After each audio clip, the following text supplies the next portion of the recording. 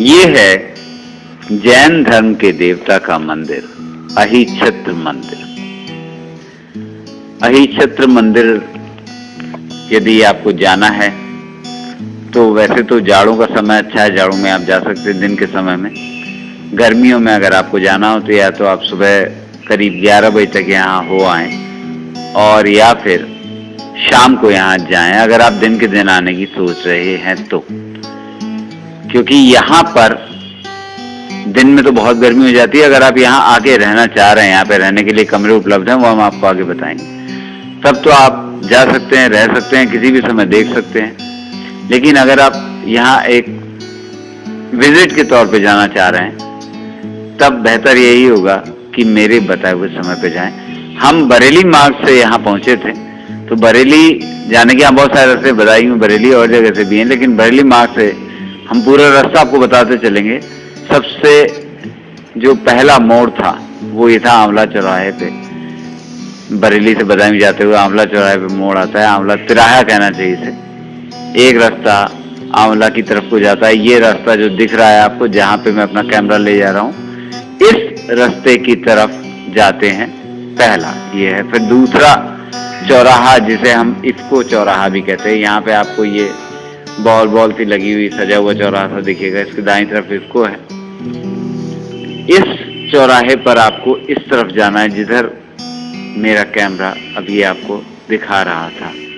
फिर से देखिए, चौराहा देखने में ऐसा देखिएगा। अगर आप बरेली या बदायूं की तरफ से आए हैं तो पहले मोड़ के बाद जो पिछला मैंने मोड़ दिखाया आपको, उसके बाद आपको ऐसा चौराहा दिखेगा और आपको उस तरफ जाना है जहां पर ऐसे दो बोर्ड ये लगे हुए आपको दिख रहे हैं, दाईं तरफ वो बोर्ड और बाईं तरफ वो बोर्ड। इस चौराहे के बाद आपको एक और जगह आएगी जहां आप थोड़ा सा भ्रमित हो सकते हैं कि आखिर हम किस तरफ जाएं, लेकिन मैं आपको बता दूं, मैंने आपको इन सब जगहों को शूट किया है।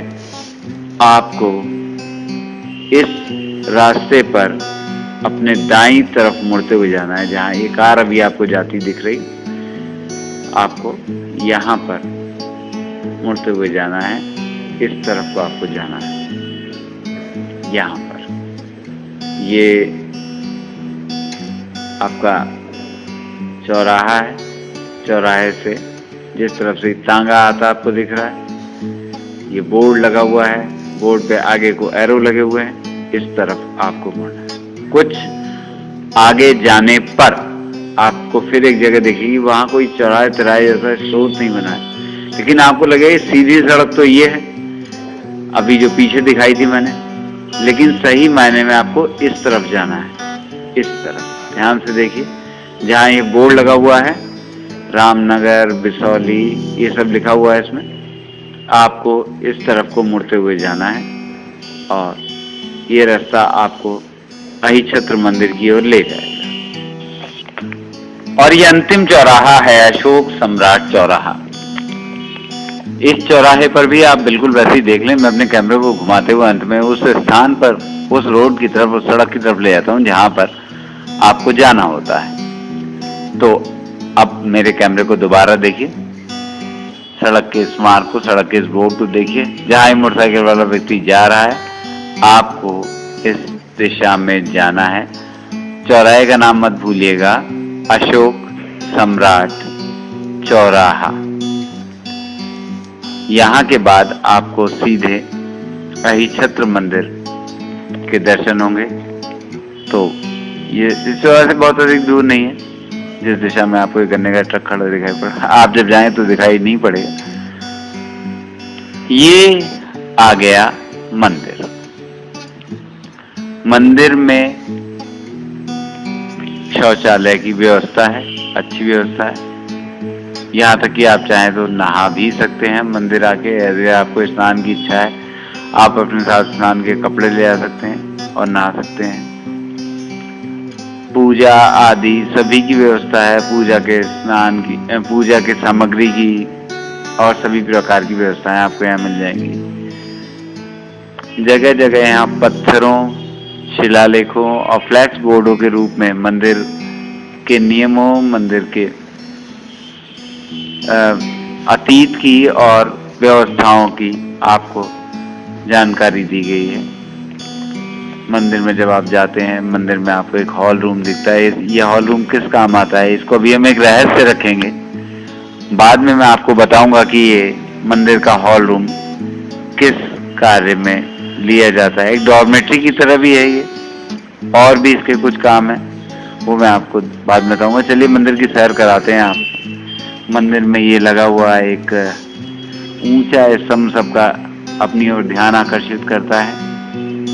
इस पे जैन धर्म से जुड़े प्रतीकों को अंकित किया गया है। जैन धर्म की धर्म यात्रा को इसकी दीवारों पर दिखाया गया है और बहुत अच्छी तरीके से इन प्रतीकों को उकेरा गया है। इस स्तंभ के नीचे की आधार दीवार पर इन्हें बहुत अच्छी तरीके से बनाया गया है। ऊपर जैन महागुरुओं के दर्शन आपको होते हैं। ये मंदिर के प्रांगण में प्रारंभ में ही आपको मिल जाता है। मतलब मंदिर के प्रांगण में आप घुसते हैं तो वहाँ पे मिलता है। अपने जूते मोजे बेल्ट वगैरह उतारने के लिए ये जगह दी हुई है। यहाँ पे अपने जूते मोजे या बेल्ट उतार के आप रख सकते हैं। आपके सामान सुरक्षित रहता है। एक व्यक्ति भी वहाँ बैठा होता है और ये बैठे हैं, ये आपको बंदरों से बहुत सचेत करते हैं। लेकिन ये बंदरों से इतना डरे हुए क्यों हैं? हमने कहा चलिए इनसे पूछते हैं आखिर ये बंदरों से इतना भयभीत क्यों। देखिए चलिए क्या बताएं। कितने साल हो गए? साल की बंद हो जो काम देखो। अच्छा, साल की मत हो जो। यहाँ पे आप बंदरों से बड़ा ताकीद करते हैं, ऐसा क्या डर है बंदरों को? चलो जा, हाथ में सामान नहीं छोड़ेगा बंदर।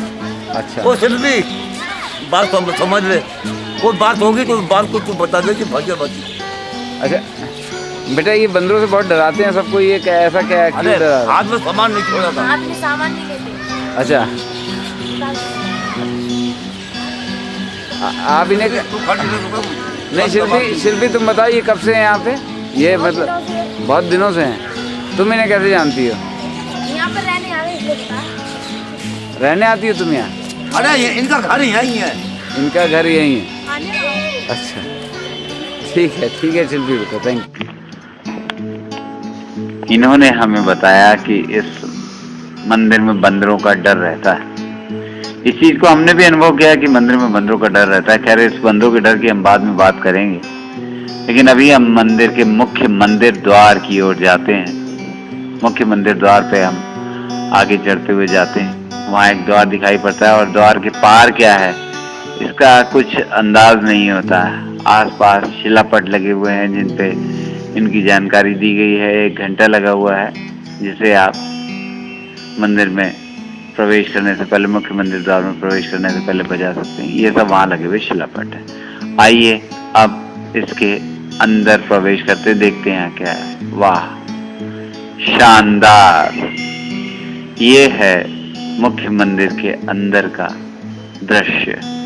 और ये मंदिर यहाँ पर हर तरह से शानदार है। शानदार आपके मुंह से निकलेगा। यहाँ के फर्श, यहाँ की दीवारें, यहाँ की मूर्तियाँ और यहाँ का वातावरण। ये यहाँ की लाइब्रेरी है। किनारे धार्मिक जैन आस्था से जुड़ी हुई किताबें यहाँ पे रखी आपको मिल जाएंगी जिन्हें आप पढ़ सकते हैं। और उसके अतिरिक्त जैन गुरुओं की प्रतिमाएं, जैन गुरुओं की प्रतिमाओं का इतिहास, सभी के ऊपर जलाभिषेक करने की सुविधा है। जो महागुरु हैं उनके पीछे सीढ़ियां भी दी हुई हैं। और केवल मैंने कहा केवल ये अंदर से सामने से मूर्तियां वगैरह ही अच्छी नहीं है, बल्कि अगर आप ऊपर इसके छत का हिस्सा भी देखेंगे तो भी आपको लगेगा कि वास्तव में ये मंदिर बहुत ही अद्भुत है, अद्वितीय है। हर तरह इस मंदिर की सुंदरता का, खूबसूरती का विशेष ध्यान रखा गया है। और यह भी ध्यान रखा गया है कि आप अपनी परंपराओं के अनुसार मंदिर को किसी भी तरीके से मंदिर की सुंदरता को बिगाड़े नहीं। सामने अगर आप अर्घ्य देना चाहते हैं या आप कुछ चढ़ाना चाहते हो, सामने मेज रखी है। मूर्ति पे कुछ नहीं चढ़ाना है आपको, मेज रखी हुई मेज पे आप चढ़ा सकते हैं। ये एक परिक्रमा करने के लिए एक ऊंची मंदिर में लगी हुई जैन गुरुओं की मूर्ति है। ये देखिए यहाँ का, जैसा मैंने कहा था, यहाँ की छतें भी बोलती हैं। इतनी प्यारी नक्काशी छतों पर कम ही देखने को मिलती है। इतना ध्यान कम ही दिया जाता है। दीवारों पर ध्यान दिया जाता है, स्तंभों पर ध्यान दिया जाता है, लेकिन छतों पर इतना ध्यान दिया जाना जरा कम ही देखा जाता है। लेकिन इस मंदिर में इस बात का भी पूरा ध्यान दिया गया है कि छतें वगैरह की भी सुंदरता पूरी बनी रहे। मूर्तियों को आप देख सकते हैं कि मूर्तियों के ऊपर किस तरीके से हर तरीके का आवरण और हर तरीके का मूर्ति, पहली बात तो मूर्ति को बनाने का ही तरीका बहुत प्यारा है। मूर्तियाँ बहुत अच्छे, बहुत सुंदर बनी हुई मूर्तियाँ। लोग वहाँ पे आपको बैठे हुए आराधना करते मिल जाएंगे। सब तरफ संपूर्ण शांति आपको मिलेगी और आपका हृदय अति प्रसन्न होगा। आप जैन धर्म से हैं या आप जैन धर्म से नहीं हैं, यहाँ पर इस बात पर मैं विशेष जोर देना चाहूँगा कि इस बात से कोई भी फर्क नहीं पड़ता है कि आप किस धर्म से जुड़े हुए हैं।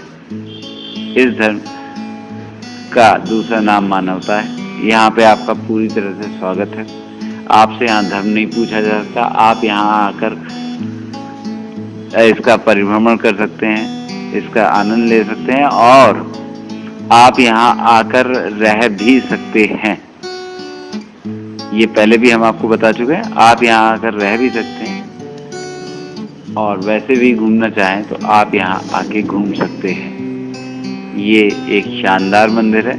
इसे देखने के लिए आपके पास कम से कम 3 घंटे का समय होना चाहिए। 3 घंटे का समय आपके पास हो तो आप मंदिर की सुंदरता का पूर्ण रूपेण आनंद ले पाएंगे।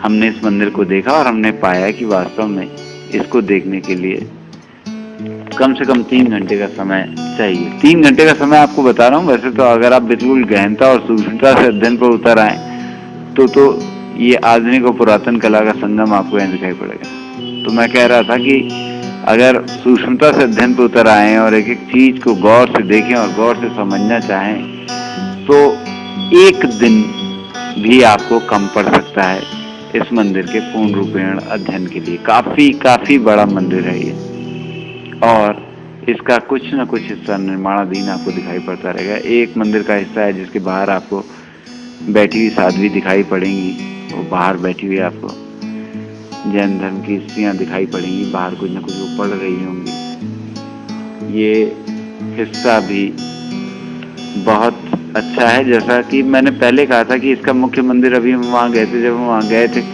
तो हमने देखा था कि अंदर से कितना शानदार है। तो उसके सामने ये उतना बड़ा नहीं लगता, लेकिन क्या ये वैसा है? आइए से अंदर चल के देखते हैं।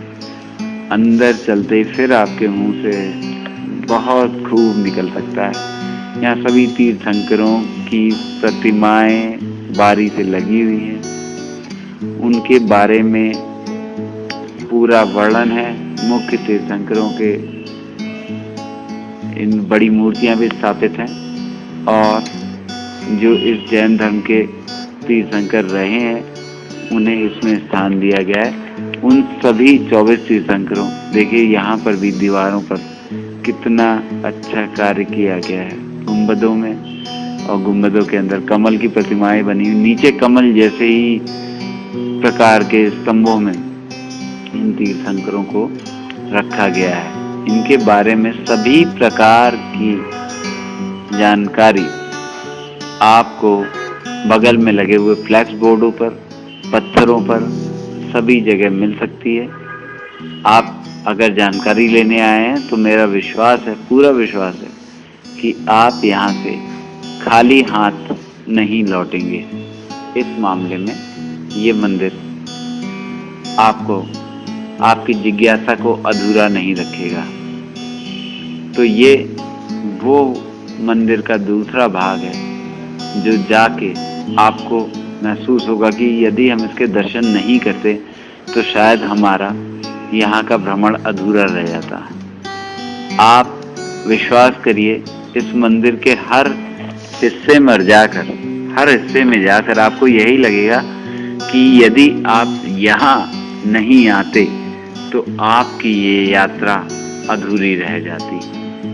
और ये मंदिर इस लायक है।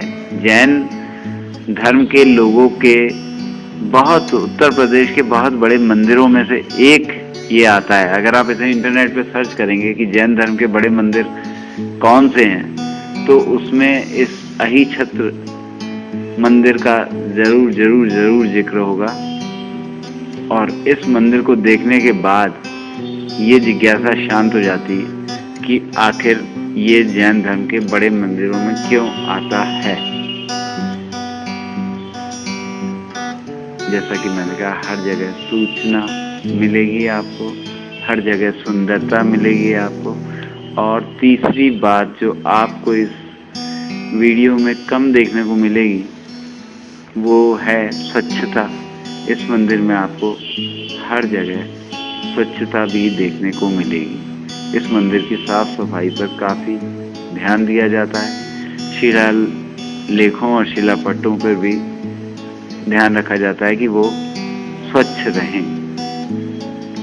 और इसके अतिरिक्त इस मंदिर में, जैसा कि मैं पहले भी कह चुका हूँ, कि इस बात का भी ध्यान रखा गया है कि मंदिर के आप किस हिस्से में हैं। आप जिस भाग में हैं मंदिर के, उस भाग का आपको वर्णन वहाँ पर मिल जाएगा। जैसे अभी हम तीर्थंकरों की बात कर रहे थे, तो ये शिलापट आप देख रहे हैं, सभी तीर्थंकरों की इतनी सारी आपको मूर्तियाँ दिखेंगी। और अगर आप ध्यान से मिलाने बैठ जाएं तो इन मूर्तियों के, सभी तीर्थंकरों के आपको नाम इसमें मिल जाएंगे, क्यों वो रखे गए हैं वो सब मिल जाएगा। अब इनसे कुछ सुनते हैं। नहीं, हम जैनी नहीं, लेकिन फिर भी हमें इस मंदिर में जैन महावीर जी में विश्वास है हमारा। हाँ, ये तो अच्छा है। करो ना बड़ा, देखो धर्म मानवता है, न कि जैन धर्म है। जो मानवता का पालन करता है वही जैनी है। समझ में ही बात आपको? आप आइए, आपका स्वागत है। रहिए यहाँ पर, रहने का स्थान है। आराधना कीजिए, भगवान की भक्ति करिए, सब में सहयोग करिए, ठीक है। ये मंदिर की स्थापना कब हुई है? मंदिर की स्थापना कब हुई? मंदिर कब बना? देखो बाबू जी, ये तो मुझे मालूम नहीं, सही बात है, मुझे मालूम नहीं। पर इसका इतिहास बना हुआ उनके पास है, आप ऑफिस में ले लीजिएगा। और बहुत प्राचीन मंदिर है। यहाँ भगवान पार्षद समोसण आया था। ये यहाँ पे ये जो कमरे आप बता रहे हैं, कितने कमरे हैं? ये जो कमरे 500 कमरे से कम नहीं है, 500 कमरे ही हैं। 500 कमरे हैं? हाँ, और ज़्यादा ही हों, कम नहीं है। अच्छा। अगर यहाँ पर ये पूरा ये बड़ा पूरा मैदान भर जाता है सब संत लोगों से, पूरा भर भर जाता है, तभी जगह कम नहीं पड़ती है। यहाँ सब प्रकार की व्यवस्था है, खाने की, पीने की, रहने की, कोई तकलीफ नहीं है। आराम से आओ, आराम से रहो, सब प्रकार की सुविधा है। धन्यवाद। कम कमरे हैं, हमें इनकी बात पर विश्वास नहीं हुआ। 500 कमरे बहुत होते हैं। हमने स्वयं जाके देखने का निश्चय किया और हम मंदिर के उस भाग में गए जहां ये कमरे हैं। तो हम आपको बता देंगे, इनकी बात बिल्कुल सत्य थी। यहाँ 500 से अधिक ही कमरे होंगे और कमरे सभी तरह की सुविधाओं से युक्त हैं। अलग अलग कमरों के अलग अलग उनके रेट्स हो सकते हैं, क्योंकि अलग अलग कमरों में अलग अलग सुविधाएं, लेकिन कमरे सब तरह के हो सकते हैं। यहाँ पे एक बंदर आपने देखा, ये चीज आपको बतानी बहुत जरूरी। पीछे वो जो बाबा थे जो बार बार बंदरों के बारे में बता रहे थे, यहाँ पे आप जाएं तो इस बात का ध्यान रखें कि अपना पर्स वगैरह जो कुछ हो वो आप संभाल के अपने पास रखें, ताकि कोई बंदर आपसे एकदम से झपट्टा मार के छीन के ना ले जाए। और खाने का कोई सामान, जैसे कि बच्चों को चिप्स वगैरह खाने का शौक होता है, वो तो भूल के वहां मंदिर के प्रांगण में लेके ना चलें, क्योंकि फिर तो शर्तिया वो कोई ना कोई बंदर आके छीन के ले जा सकता है और आपके परिवार का जो सदस्य, जो विशेष रूप से कोई बच्चा हो सकता है, वो उस बंदर के द्वारा घायल हो सकता है। बंदर उसे हमला नहीं करेगा, लेकिन सामान छीना झपट में उसे नुकसान हो सकता है। तो बंदरों का विशेष ध्यान रखें, ये मेरी आपको ताकीद है। यहाँ पे जैन धर्म की साधवियाँ हमें दिखाई पड़ रही हैं और ये मंदिर का वो हिस्सा है जिसके अंदर सभी तीर्थंकरों की आपको मूर्तियां दिखाई थी। पीछे मैंने इसका वर्णन भी किया था। इसके अतिरिक्त इस मंदिर का वास्तु बाहर से भी काफी शानदार है। आपको वहां हर समय कुछ न कुछ लोग घूमते हुए मिल जाएंगे। यदि आप किसी जैन पुण्यतिथि के आसपास यहाँ जाएंगे तब तो आपको यहाँ काफी लोग भी मिल जाएंगे। ये जो आप देख रहे हैं, ये मंदिर का वो हिस्सा है जो हमने सबसे अंत में जाने का जहाँ निश्चय किया था। यहाँ से यहाँ पर प्रवेश किया है। यहाँ पर एक कमरा सा आपको नजर आएगा जहाँ पर, जैसा कि मैंने कहा, जहाँ पर स्वच्छता का पूरे मंदिर में बहुत ध्यान रखा गया है। यहाँ पर भी इस चीज का बहुत ध्यान रखा गया है। शीशे लगे हुए हैं, शीशों के ऊपर लाल रंग से लिखवा दिया गया है, कृपया ध्यान दें। दरअसल ऐसा हुआ था कि यहाँ पहले इन शीशों पे ही लिखा हुआ नहीं था, तो लोग अक्सर इन शीशों से आकर टकरा जाया करते थे और घायल हो जाया करते थे। तो बाद में मंदिर प्रशासन ने इन शीशों पर लिखवा दिया ताकि कोई भी व्यक्ति मंदिर से घायल होकर ना जाए। ये आप देख रहे हैं, हर एक देव की आरती, पूजा अर्चना और उनके प्रसंग आपको यहाँ मिल जाएंगे। और ये वाला मंदिर का ये हिस्सा भी इस बात से अलग नहीं है। यहाँ पर भी इन जिन देवताओं की मूर्तियां लगी हैं, उनके बारे में पूरा वर्णन भी किया गया है इस मंदिर में। आप देख सकते हैं वास्तुकला और मूर्ति कला का अच्छा नमूना इस मंदिर में आपको हर जगह देखने को मिल जाए। ये अतिथि गृह, ये हमने शुरू में जो आपको रहस्य के रूप में चीज सामने परोसी थी, उसका भी अब हम अंत करने जा रहे हैं। बंदरों से बच के रहिएगा। एक बार फिर से आपको बताएंगे कि यहाँ पर जो आप देख रहे हैं वो है, यहाँ पर देखिए हमारा पर्स रह गया था। पर्स जब हमने इनसे मंगाया तो इन्होंने हमसे क्या कहा, हमने इनसे कहा पर्स आप खुद भी रख सकते थे। भैया यार कोई भी चीज, ये तो पर्स है आपका, कोई भी चीज रह जाएगी सब कुछ। धन्यवाद। तो ये हमारा पर्स रख भी सकते थे, इन्होंने एक बार भी ध्यान नहीं दिया। इस ऑफिस में आके ही पर्स रखा गया। इस ऑफिस में आपको लोग सिक्के गिनते हुए मिल जाएंगे। इन्होंने सीधे सीधे वो पर्स हमें दे दिया। हमें पता लगा पर्स हमारा ऑफिस में रखा हुआ है। उसके बाद हम मंदिर से वापस आ गए, लेकिन अच्छी स्मृतियों के साथ। तो ये है हमारा अहिच्छत्र मंदिर की यात्रा का वर्णन। आप भी यहाँ अवश्य जाएं, आपको मजा आएगा, ये हमारा विश्वास है। धन्यवाद।